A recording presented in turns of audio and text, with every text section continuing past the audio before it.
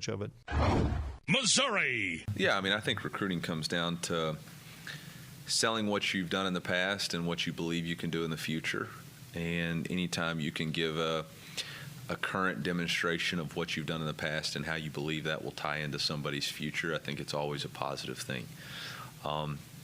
Great coaches have always been associated with great players in their past, and there's a long line of great players that our coaches have been able to coach. It's the same with the past that I've been associated with. I've been very blessed to be around great players, and any time that you can show a demonstration of, hey, this is where they started and this is where they're at now, I think it creates buy-in. Kansas. Unless there's a big gap for some other reason, we're always going to look high school, okay?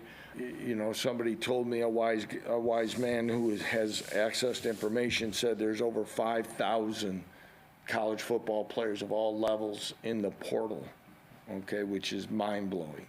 But I still think that at the University of Kansas, we can recruit, develop, and retain good football players to win games. And I hope I finish my career with that still being the belief.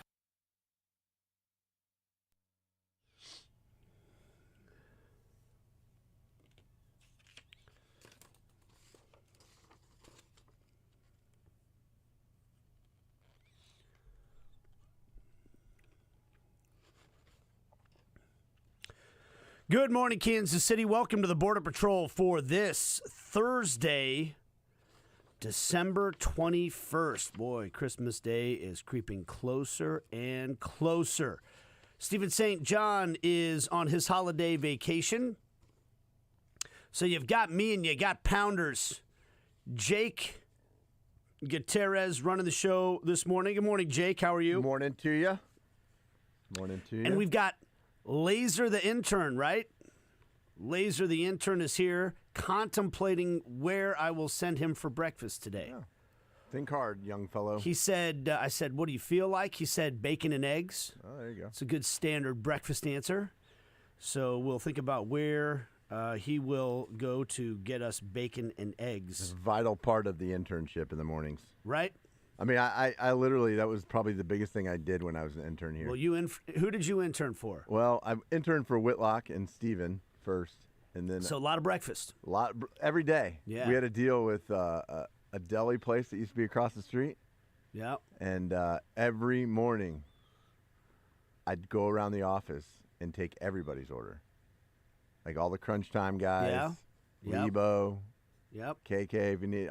I'd go around and I'd have a massive list of breakfast and, close to lunchtime. Yep. And every day. We don't. I've been doing more of this intermittent fasting thing that you've been hip to for a while, but today is one of those days. I will break the fast. Well, that's what breakfast is in the first place, right? That's where the name comes from. Yep. I will break the fast today. Company Christmas party last night. Well, I need some. You're holding court, my friend. I was. I'm sure that you and Steven were in the corner mocking me for holding court while I was there too. I could feel the mockery happening. It wasn't from over coming here. from me. Yeah, no, I know. But the people I was holding court with seemed to be enjoying my company, and that's all that matters. It's the most important. Had a good time. It was very fun last night, and we have some young blood in this building. We do. For the first time in a while. And I decided, because what ends up happening to me at the company Christmas party, whatever your company is, and I've had different employers, so I've been to a lot of different types of company Christmas parties. And this place, the evolution of the Christmas party has changed. I mean, oh yeah. I mean, it's been. Boy, has it! It's been. It has evolved in many ways. From wine chugging contests that I witnessed, and people's mouth turning purple. No names need to be dropped, Lebo. Yeah. But. Yep. Yeah. Yeah. Times have changed. It's gone. It's evolved, but there are some younger people that work here now. There are new people. That's which is exciting and good. I'm glad about that. You know, you need some fresh perspectives and all that stuff in the building. Sometimes. Sometimes. You got to take the good with the bad, buddy. But what happens at company Christmas parties is people have a tendency to go towards the people that they're already talking to all the time in the building. Yeah. You know, you end up hanging out. It's like me, you, and Lebo, and Steven will hang out. You go to where you're comfortable. Yeah. Right? Because look, there's some awkwardness that happens at those things. It's just, that's the reality. You know, it's a different setting. Yep. You know, and it's like you're uncomfortable sometimes. So some people are. Some people just, you know. And, drink until they're not uncomfortable. Yeah, well, that's one of the reasons probably that some of those things happen at Christmas parties. But I'm like, I'm going to get out of my circle and the people I hang out with every day and try to get to know some of the newer people in the building that I don't get to see that often or spend that much time with, you know. And that was fun. I got a chance to do that. And then I took Josh Briscoe and his wife to the Phoenix because during the course of one of our long conversations or my long stories, I told a story about how Ryan Lefevre and I used to hang out at the Phoenix on Tuesday nights. Great place. 20 years ago. Yeah. You know, we were both kind of... Well, yeah, I was going to say, I haven't been there for a while now. Just the same. Okay. That's good. So that's good to happy. hear. Yes. That's great to hear. So happy. Great music there. Oh, man. They had live music every night. All the time. It's and great. They had music last night, and I was talking. We were down in that part of town, and I said something about, you know, Ryan and I going to the Phoenix all the time back in the day. And they were like, now, what's the Phoenix? And I said, okay, you need to go there because this is one of the OG. The music history in this town has certain some new places have done a good job of tapping into that culture and history of music in this town. But that place is one of the OG places, you know. And so we went down there. History. Yeah. Didn't stay too late. Sure. But we had a good time. We had a good time. So that was fun last night. We've got a big show for you today. The unveiling of Mike DeCourcy will happen at 7 o'clock. He's been asking us, hey, when are we going to start talking some college basketball? I picked up the telephone and called Mike yesterday. How did that? Hey, that was probably the first time you talked to him in what? Year and a half? 20 months? Yeah. How was that? I was going back to so he came on the show the day before I left. So literally, that's the last time I had talked to him. Yeah. I think we might have had some interaction via social media and text messages. But the first time I'd actually, my voice talking to his voice on a telephone. So it was great. I mean, you know, he's one of the most genuine, awesome guys that we've worked with for such a long time. Yeah. You know, because he goes back to the Renshaw days. Yeah. Like, that's when I first met Mike DeCourcy, when I was running Renshaw's show with Swartzy. And, you know, that was close to 20 years ago now. Oh, yeah. It was maybe almost 20 21 year ago. Yeah. Okay. Yeah. Man. So, I mean, I go back with Mike, you know, because dealing with the freak, and he, you know, that's that was a whole other, you know, experience with Mike. But so it was great to hear his voice and connect with him, and he was super happy. You know, I was like, oh, Mike, you got 20 months off of being annoyed by me weekly, but it's going to come back. I'm never annoyed by you, Jake. You're great. You're great. Has that actually been one of the coolest things about coming back is like reconnecting with people like Gary Barnett and Mike DeCourcy and all these guys you have relationships with? Absolutely. And, you know, when I left back in February of 22, like the send-off was, you know, one of the most touching days and really put things in perspective in terms of just how fortunate I was to spend this much time around such great people. By the way, I was just thinking about that because I was like, I think I had Mike, because I was one that I called all these people, say, hey, can you give me a voicemail, give me some kind of message that I can put on a montage for Jake. You don't get another one of those, buddy. If you quit this time. No, I'm good. One's enough. You got your send-off, pal.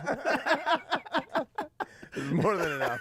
No, I'm just kidding. No, anyways, you're saying. It's just good perspective. Yeah, so it's great to reconnect with those people, you know, and nobody has been, it's been nothing but, you know, positivity when, you know, coming back, and no one's been like, blank. This guy's Yeah. back. No. I got to deal with you again. Yeah.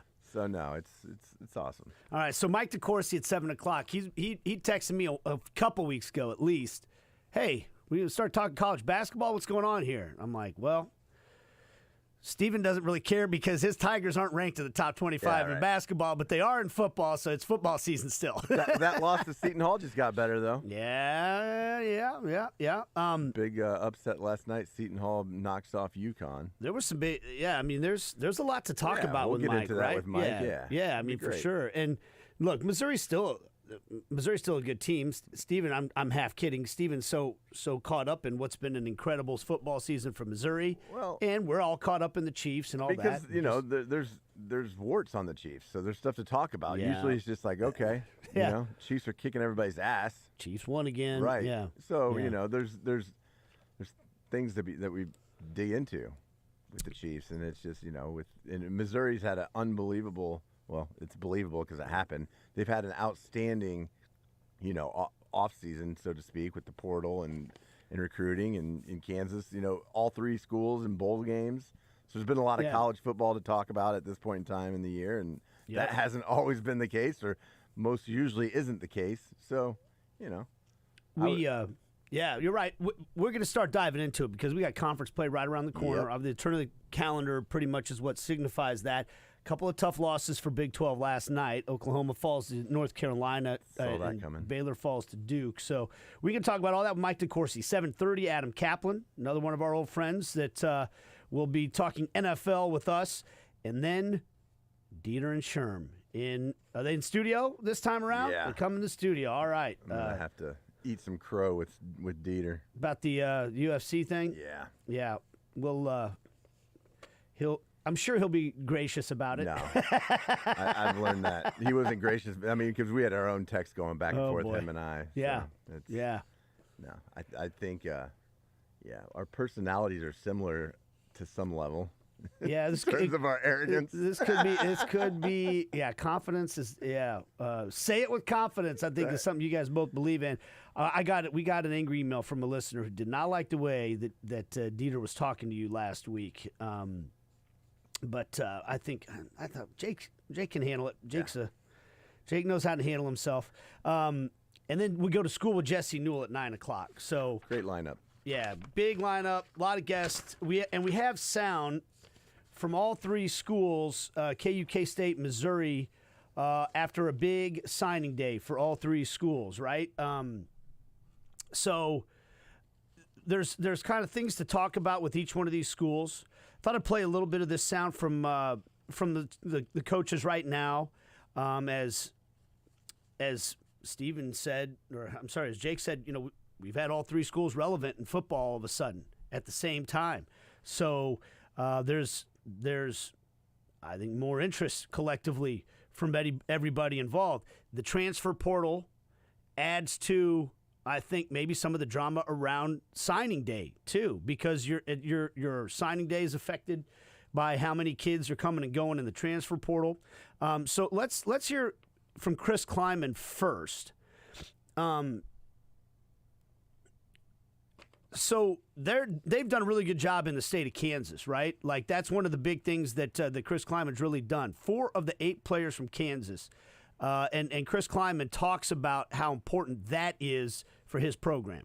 It's really important that we do that. And like I said, we're signing 4 Kansas kids and done a tremendous job as well of getting a bunch of Kansas kids committed from a walk-on standpoint. Those guys will be just as important to the class as everybody else. But that's still the core of what we're going to try to recruit is go inside out and not outside in.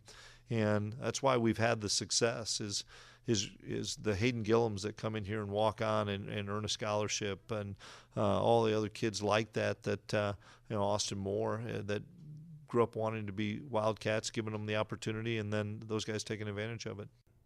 So obviously one of the big stories with K-State is their quarterback situation, right? With Will Howard transferring to USC, basically the backup quarterbacks emptied the room. And so basically leaves freshman Avery Johnson, speaking of in-state kids, highly talented. We saw glimpses of him this year. We know how good he is, but it leaves him basically alone right now on the roster. So Colorado native Blake Barnett signs on. And here Chris Kleiman talks about the challenges of filling up that quarterback position. It's always a challenge at any position. Everybody thinks it's just the quarterback spot. You know, we had a running back that was pretty good here for a few years in Deuce Vaughn and bringing guys in.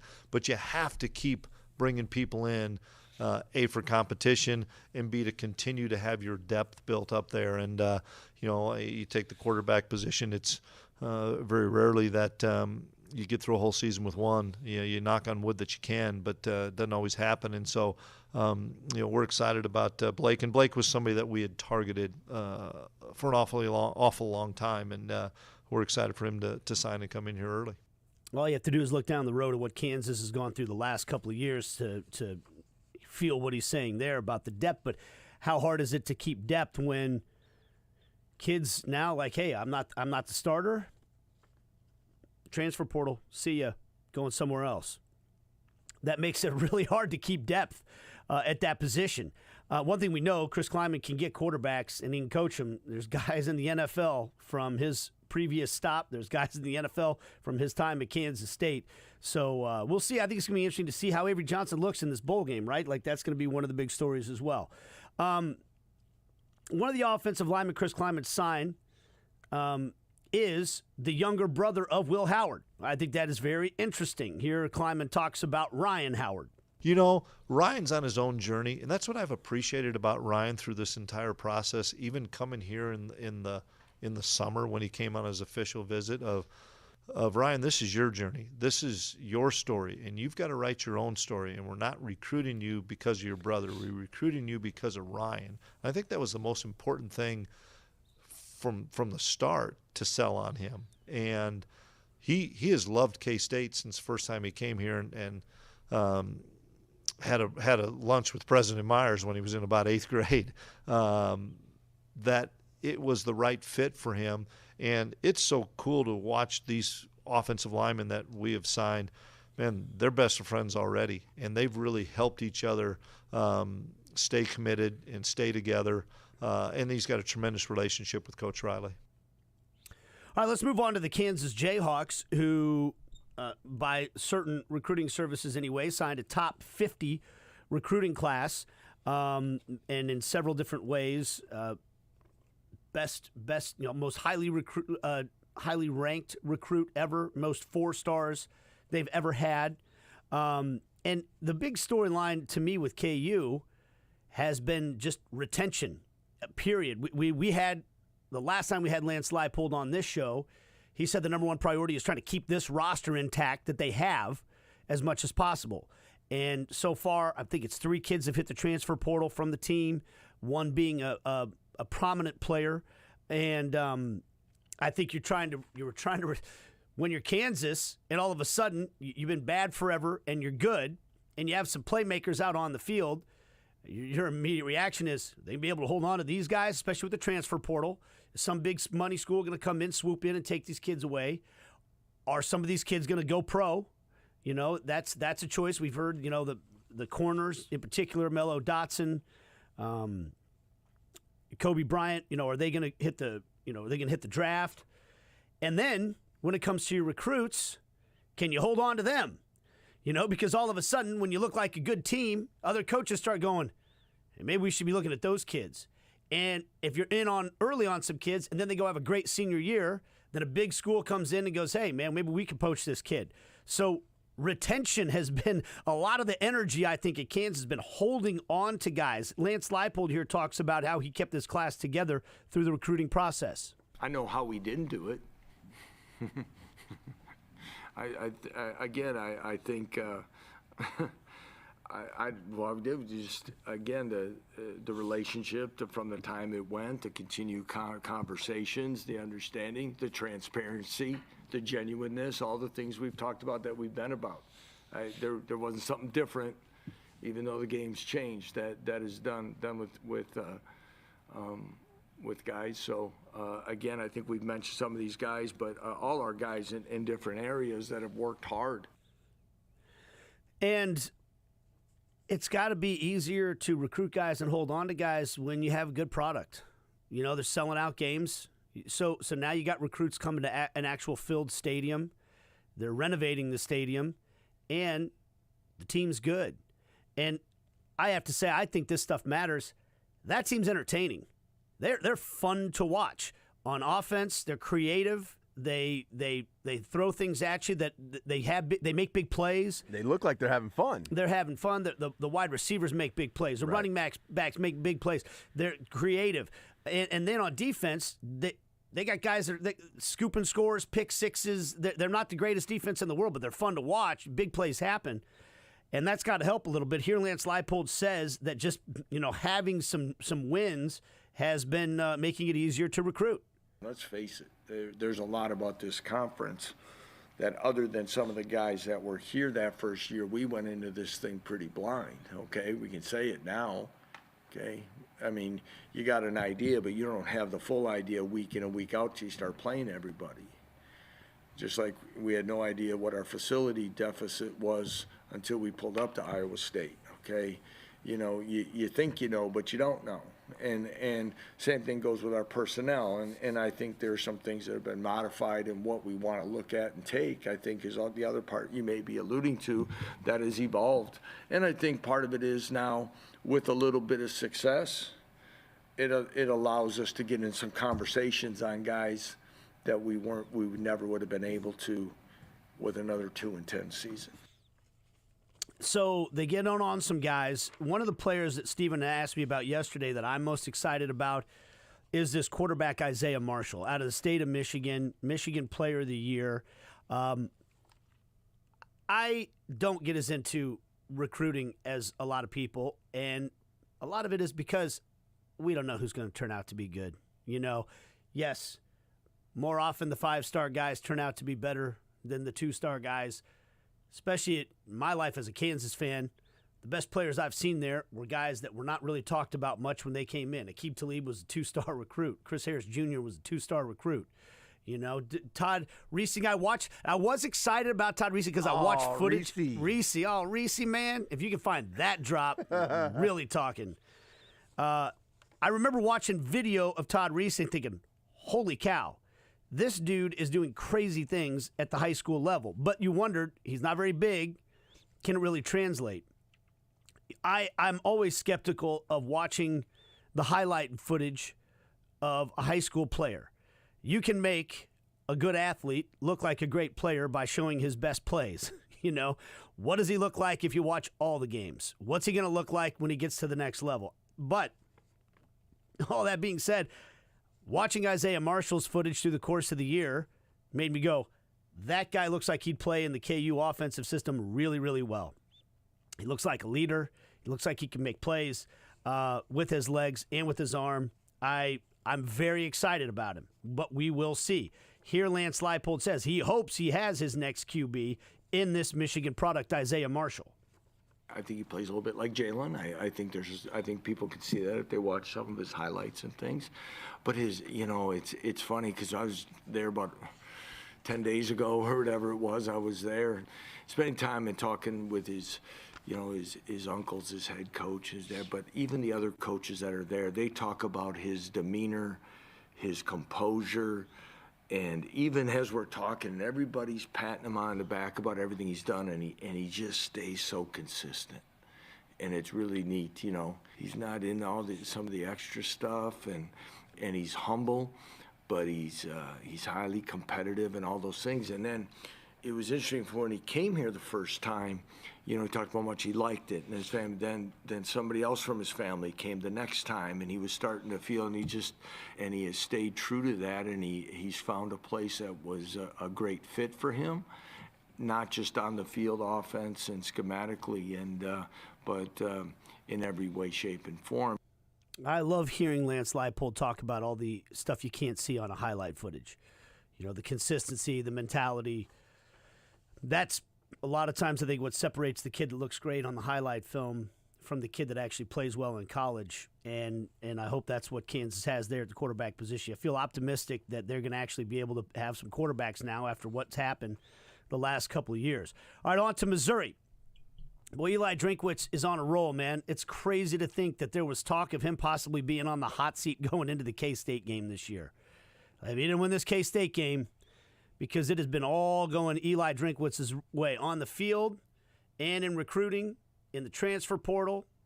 Believe me, I'm aware. Steven comes in here every morning. Hey, did you see what we got this time?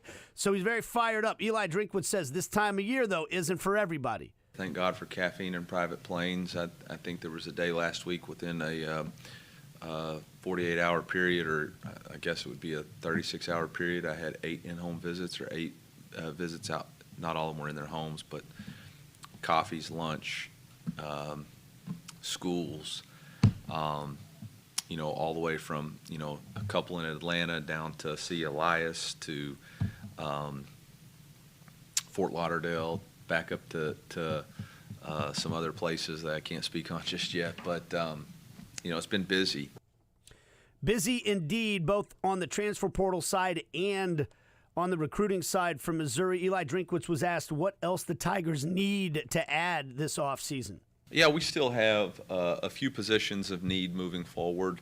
I'm not going to be a billboard for advertisement. I think our coaching staff knows what we're looking for. The number one thing we're looking for is the right fit for the Mizzou Brotherhood. Guys who are going to come in, be uniquely them, but join us. Guys who want to be a part of an elite edge program, who are willing to compete on a daily basis to be the very best version of themselves. If we can find one of those players who are going to add value to our roster, we will look to add them. But we're not desperate for any position right now. I feel like with this signing class that we have, with the additions that have made commitments to us so far, and with the returning players that we have, I think the future of Mizzou football is very bright. They want guys that are eager to join the Mizzou Brotherhood. I used to work in the Brotherhood building in downtown Wyandotte County in the mailroom when I was in high school. And it was called that. You know why, Jake? No idea. It was the headquarters of the International Brotherhood of Boilermakers, Blacksmiths, and Shipbuilders. There you go. Be careful with that one. Yeah. It's Shipbuilders. It's right down there in KCK. I worked in the mailroom sending out pension checks to retired old Boilermakers and blacksmiths and shipbuilders. Anyways, Brotherhood. It's a Brotherhood at Missouri, and I think it's good to hear Eli Drinkwitz talk about the cultural fit and all that, because you can get caught up in all the stars and the big names and all that, but I think we've seen time and time again around here, if you don't have the culture, that stuff isn't going to matter. And it really seems like Eli Drinkwitz has built that at Missouri as well. And he says he knows as well as anybody it's hard to be a great coach if you don't have great players. Yeah, I think recruiting comes down to selling what you've done in the past and what you believe you can do in the future. And anytime you can give a current demonstration of what you've done in the past and how you believe that will tie into somebody's future, I think it's always a positive thing. Great coaches have always been associated with great players in their past, and there's a long line of great players that our coaches have been able to coach. It's the same with the past that I've been associated with. I've been very blessed to be around great players, and any time that you can show a demonstration of, hey, this is where they started and this is where they're at now, I think it creates buy-in. So there you have it from all three schools. Chris Kleiman, Lance Leipold, Eli Drinkwitz. Big day yesterday, National Signing Day, and it just seems like all three of these programs are going to remain relevant going forward, which is great for us and really exciting stuff. We will take a break. Back after this on Sports Radio 810 WHB.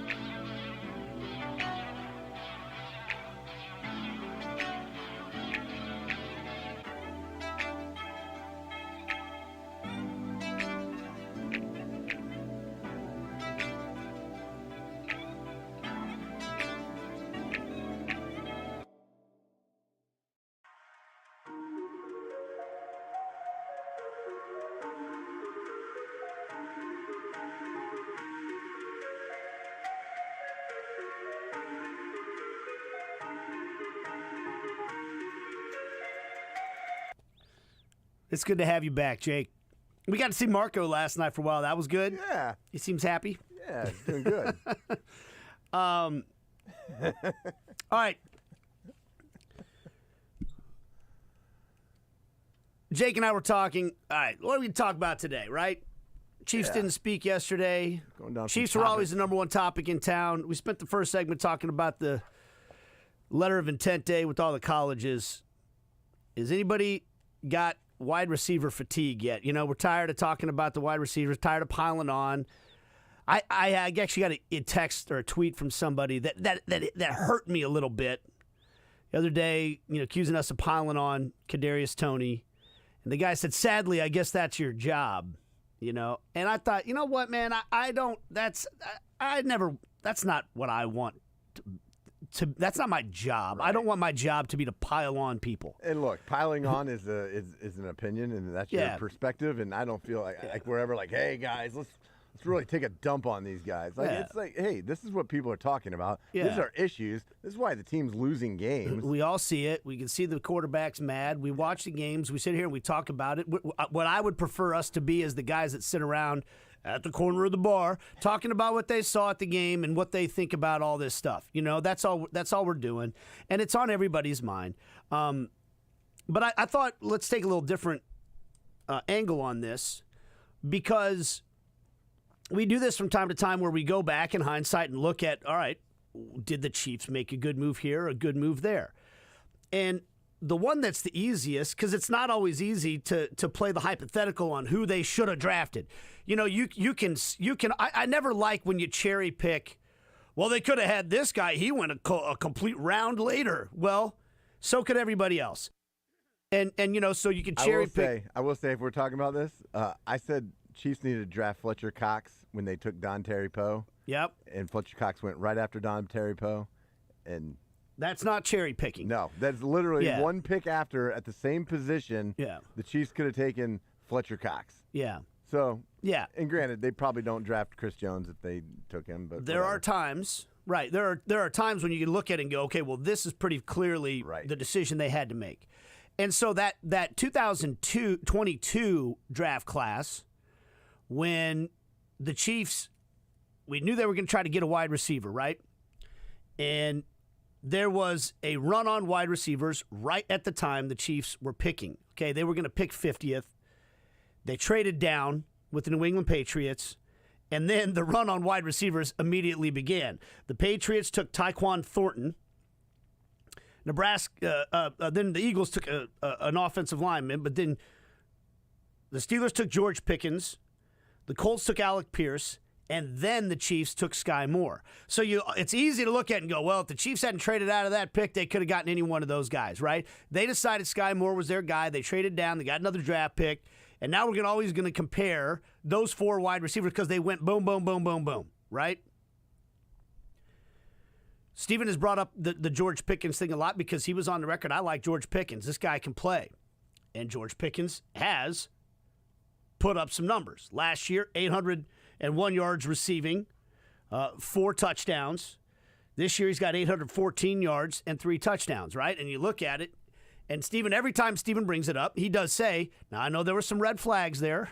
I know there were some questions about his character or whatever coming into this, and maybe that's what scared the Chiefs off. Well, now, seem to have this issue in Pittsburgh of George Pickens and that attitude, body language on the sideline, body language in the game. There's this famous clip now of him just refusing to block against the Colts as his teammate is running for a touchdown. And he's just literally just standing there. The only other time I can remember specifically seeing a player just not put in effort on a play was at the end of Aqib Talib's career when he was with the Broncos, and I can't remember which running back for the Chiefs, broke off a touchdown run, and Aqib Talib took 2 steps towards him like, nope. I'm good. You know, we're not going anywhere. Yeah. This season's over. Do I really want to? No, I don't really want to. And we had some fun with that. This dude's in the middle of the season, right? Like, he's the second year in the NFL. And so that's making the rounds. And then he spoke to the media when he was asked about it, and hilarity ensued. The Jalen Warren run toward the end zone, what'd you see on that? And would you handle that differently if you had to do it over again? No, I was just trying to prevent the Tank Dell situation, the same thing that happened to Tank Dell. I didn't want to get an injury. When you stay on the block too long, you can get ran up on very easily. So some people are questioning your effort.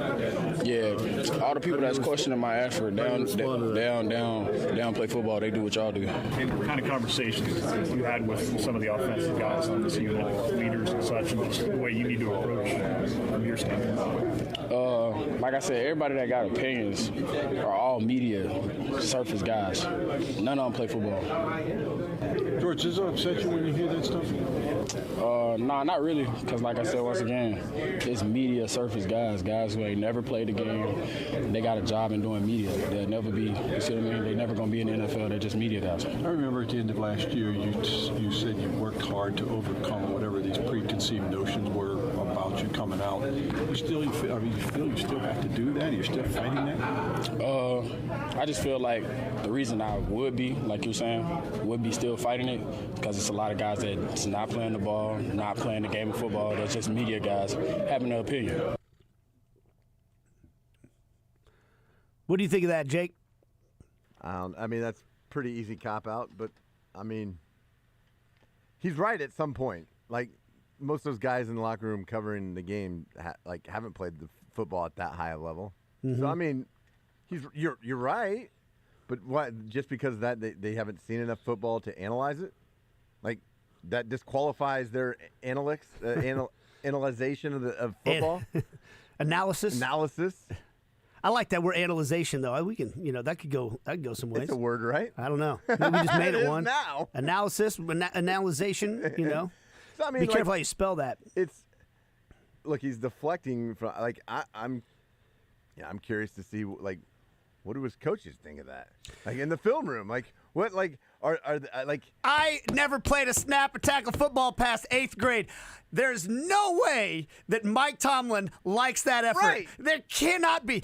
I saw somebody say this. Hines Ward would commit felonies just to get 1 extra yard for Jerome Bettis. Yes. That dude was committing personal fouls down the field. That dude was blocking. Crushing people. There's no. This is the Pittsburgh Steelers. I loved Hines Ward. There's no way they're okay. I mean, I would be. I've been stunned in my life, sometimes, but there's no way. And so it's like he's turning it around, but like discrediting people. It's like, hey, look, dude, I'm willing to bet your peers and your coaches probably have a problem with that play too. Doesn't matter what we think. He's right about that. It doesn't matter what we think. That's because what's the word we've been using time after time after time since the Chiefs had their meltdown with the referees at the end of the Bills game? Accountability. We just keep talking about accountability. We were all kind of frustrated. It's like, man, it doesn't seem like Kadarius Toney's taking any ownership of his part of this thing. He's calling it bogus. The team's saying it's a bad call by the. It doesn't seem like anybody's taking ownership for their part of it. The accountability of just, hey, man, I screwed up. No excuses.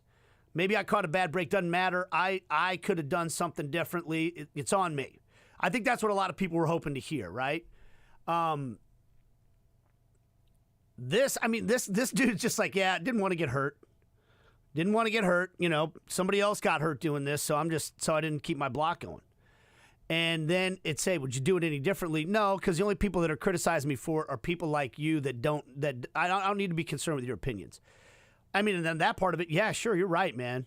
It doesn't matter what we think. Yeah, let's hear what Mike Tomlin thinks. Let's hear what he thinks about George Pickens. He is very much a work in progress. It's not going to be one incident or one meeting or one form of discipline that's going to institute the type of change that we're hunting, to be quite honest with you. It is going to be continual. He is aware of that. We meet on a routine basis. We met last Wednesday, he and I. We met again today. I would like him to be more professional in terms of addressing some of his shortcomings with you guys to further add fluidity to the process. He's not helping himself. He's not helping the process in the manner in which he's dealt with you guys. But the manner in which he deals with you guys is not necessarily the manner in which he deals with us or himself regarding acknowledging where he is and where he needs to go.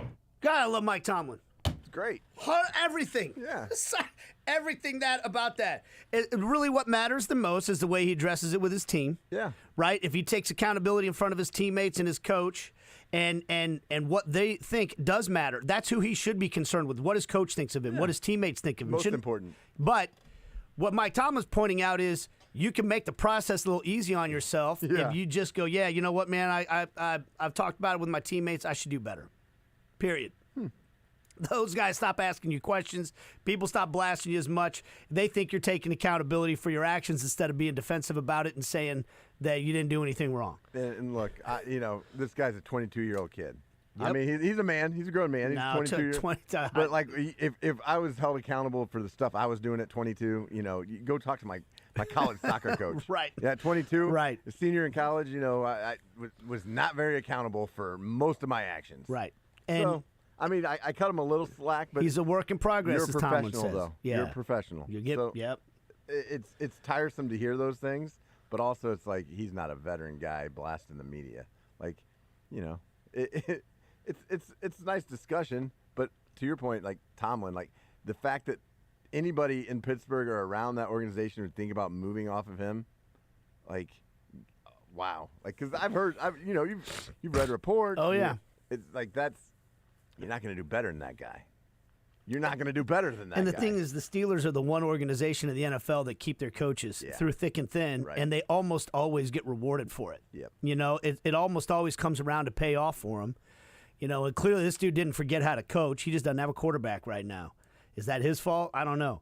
We'll take a break. I just thought it was interesting because, trying to compare these guys. Pickens has a lot of numbers, a lot more numbers than Sky Moore. And I'm not saying just because Pickens is having these problems that makes the choice the Chiefs made to move back a better choice. But I just think the context does matter. We're going to sit here and talk about all the things that are happening in the wide receiver room for the Chiefs. And some of those other wide receivers that were drafted in that area, similar issues. We'll take a break. We'll talk more about it all as we continue on the Border Patrol on Sports Radio 810 WHB.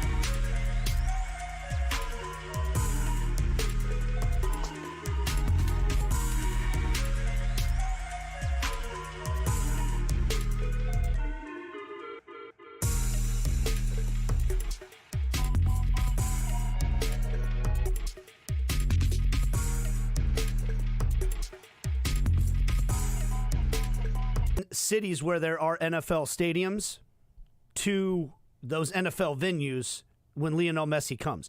Last year, he was supposed to play at Soldier Field in Chicago because that's actually where the Chicago Fire play.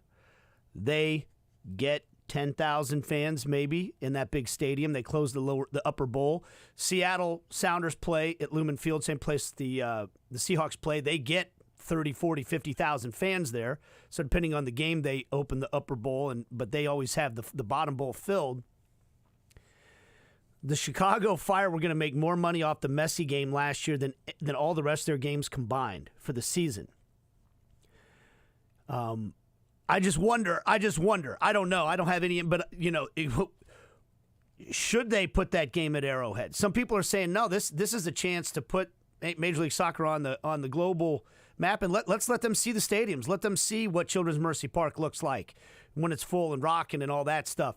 But there's also, you got a chance to sell 20,000 tickets or the chance to sell 70,000 tickets, and how much money do you stand to make? Now, I'm sure you'd have to work something out with the Hunt family and all that stuff and make, it's going to be more complicated than just deciding to put a game there.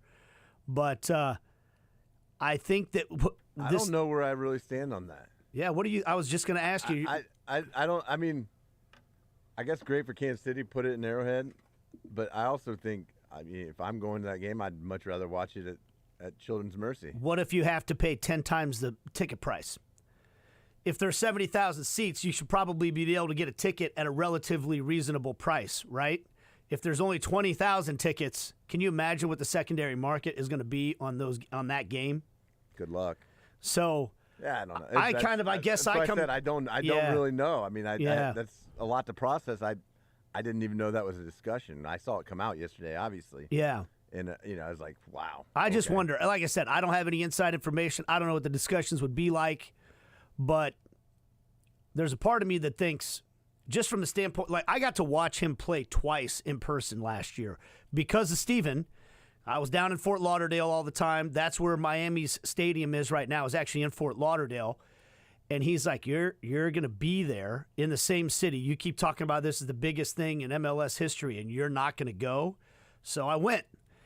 And I'm going to tell you something. I've now seen Lionel Messi play in person 3 times, which is incredible to be able to say that. Bragger. Watching that, everyone should get the opportunity to watch that man live in person because it's cool watching him on TV. It's incredible. But seeing him in person and seeing the way the entire stadium reacts to him every time he touches the ball, it's like when I used to hear stories. I never got to watch Michael Jordan play for the Bulls in person, but people just say, dude, when that guy got the ball, everybody in the arena stood up. And there's certain humans that have it when they do their thing, everyone reacts. And that actually makes the experience that much better. I hope every person that wants to see Messi play gets a chance to affordably do so. If put it at Arrowhead means that more people get the chance to do that, that's what I'm for. We'll see if they can work that out. But that's going to be big, man. Lionel Messi coming to Kansas City this year. We'll take a break. We'll have Mike DeCourcy talking some college basketball with us right after this on Sports Radio 810 WHB.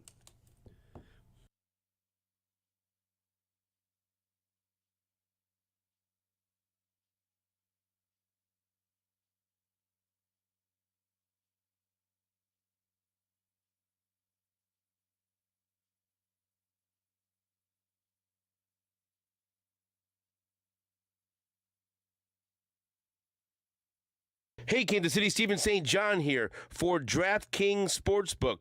All I want for the holidays is my 2 front teeth and some NBA action. They've got you covered at DraftKings Sportsbook for all your basketball bets, plus a special present for new customers to unwrap. This week, new customers can score $150 instantly in bonus bets just for betting $5 on basketball. An instant dub just for you. Upgrade your bet slip this NBA season with DraftKings new and improved same same-game parlay anywhere feature. Now, you can build same-game parlays anywhere without any additional steps needed. Download the DraftKings Sportsbook app now and use code 810WHB. New customers can get $150 instantly in bonus bets for betting just $5 on basketball. Only on DraftKings Sportsbook with code 810WHB. The crown is yours. Gambling problem? Call 1-800-GAMBLER. Must be 21 or over. Physically present in Kansas. Eligibility and deposit restrictions apply. Bonus bets expire 168 hours after issuance. Terms at sportsbook.draftkings.com/basketball. Terms on behalf of Boot Hill Casino and Resort.